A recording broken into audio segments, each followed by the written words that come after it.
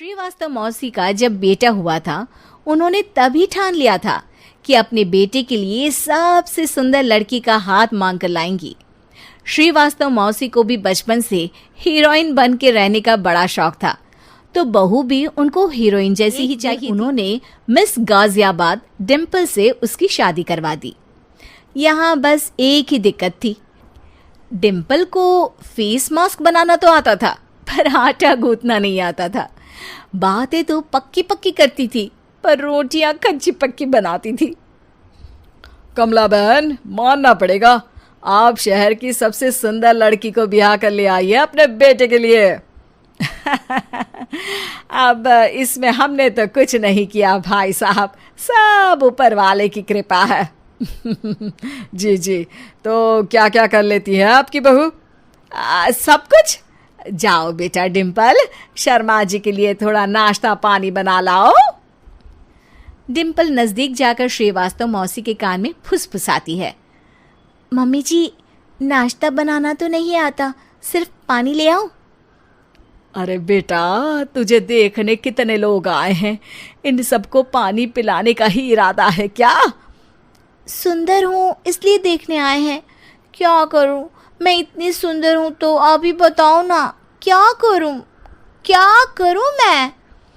अरे बेटा, कुछ मत कर, खाना बनाना सीख ले बस। श्रीवास्तव मौसी के लिस्ट में सुंदरता सबसे ऊपर आती थी और उन्हें उसी का फल मिला। उनके बेटे अशोक ने एक दिन माँ से शिकायत की। माँ, कैसी बहू ढूंढ कर लाई हो?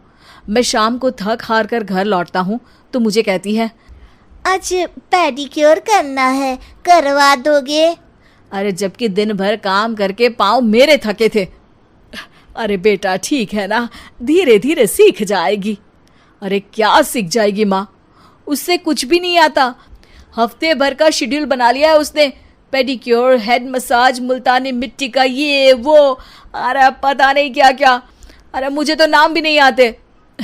देख बेटा, खाना बनाना, सब्जी काटना, ये सब सीखा जा सकता है, पर सुंदरता नहीं सीखी जा सकती।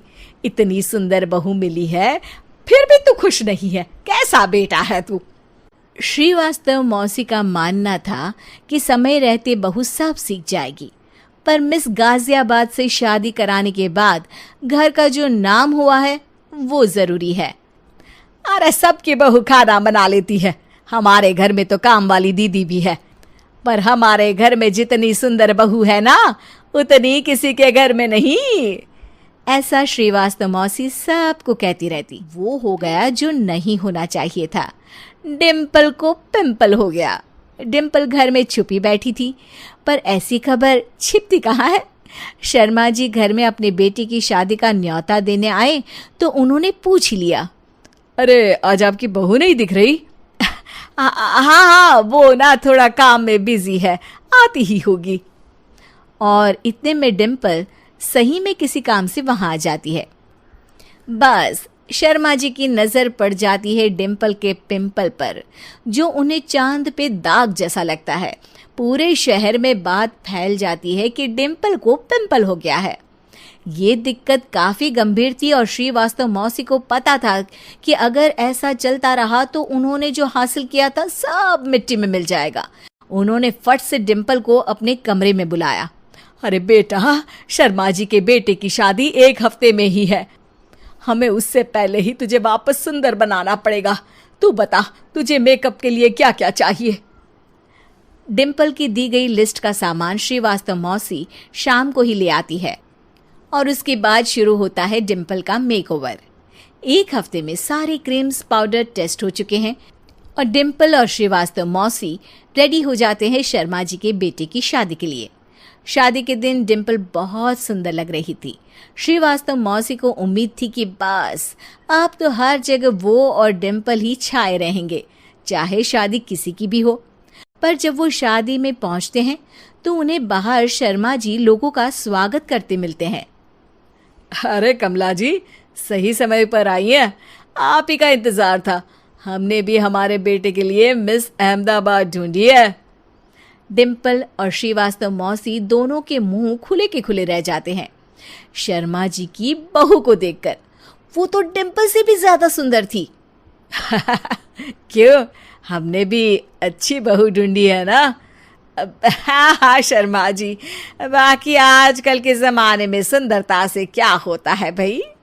देखो बूढ़े तो सब होते हैं, मैं तो मानती हूं कि बस रोटियां गोल बना दे, इससे ज्यादा क्या चाहिए। सुंदरता का क्या है, ढल जाती है, पर गुण ओ हमेशा रहते हैं। अरे बाबा, इतना बड़ा ज्ञान आपको कोई गुरु भी नहीं देता जितना बड़ा ज्ञान आपको एक छोटे से पिंपल से मिल गया। दिन जब अशोक डिम्पल से बात कर रहा होता है, कल शादी में मिस अहमदाबाद के बाद सब मिस गाजियाबाद यानी तुमको ही देख रहे थे। क्या करूं, मैं इतनी सुंदर हूं तो आप ही बताओ क्या करूं। क्या करूं मैं तो कहती हूं कि घर का कोई काम कर या फिर बाहर अपने लिए कोई काम ढूंढ ले। है क्या कहा माँ जी?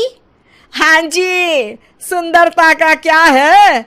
कल तूने मिस अहमदाबाद से मात खाई, आगे कोई मिस हैदराबाद आ जाएगी या मिस फैजादाबाद आ जाएगी, इसलिए काम पर ध्यान दो। हाँ। और कुछ महीनों बाद, अरे बहू, काम करने के बाद तू सुंदर नहीं अति सुंदर हो गई है।